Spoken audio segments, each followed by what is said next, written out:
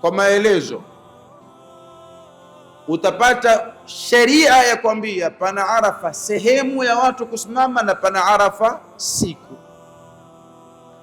Arafa sehemu ni Arafa makan sehemu, na Arafa siku ni Arafa zaman. Kwa hivyo pana Arafa ngapi? Mbili. Pana Arafa makan ambao ibada yake ni kule mahujaji kwenda kusimama baada ya jua kupinduka, ambao tarehe yake ni hiyo siku ya 9. Tuelewana? Arafa zaman, Arafa siku ni siku ya 9 kwa mtu sehemu yoyote anaoishi duniani. Arafa zaman, Arafa siku haipatikani katika mwaka ila siku hili moja. Ama Arafa makan ile iko siku zote miaka yote.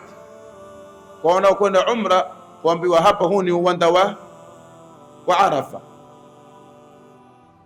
Wanaokwenda kutembea waambiwa huu. Kwa hivyo ule uwanda waitwa uwanda wa Arafa siku zote, maisha yote.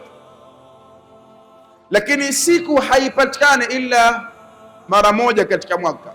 Katika jumla za saumu ya sunna zinazopatikana katika mwaka mara moja ni kufunga siku ya 9 ambayo ni siku ya Arafa.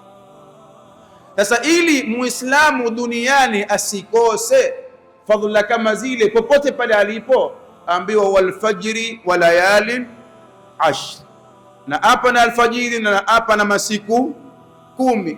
Ya wapi Mwenyezi Mungu? Ya wapi ya Rabbi? Hao masiku 10 ya sehemu gani? Akwambia mimi Mola wako si dhalim, mimi sipotezi amali ya mtu yote, wala simfadhilishi Mwarabu kwa asiyekuwa Mwarabu. Mtume alituambia wazi, la fadla li arabiyyin ala ajamiyyin kullukum min adamin wa adamu min turab. Hakuna fadhila kwa Mwarabu na asiyekuwa Mwarabu, nyote mtokana na Adam na Adam atokana na mtanga. Pale ulipo wewe hesabu wal fajri wa layalin ashr, siku ya kwanza, ya pili, ya tatu, ya 4, ya 5, ya 6, ya 7, ya 8, ya 9 ndio siku ya Arafa. Ukifunga siku ile wewe una thawabu za mtu aliyefutiwa dhambi za mwaka mzima uliopita na thawabu za mtu aliyefutiwa mwaka utakaofuata.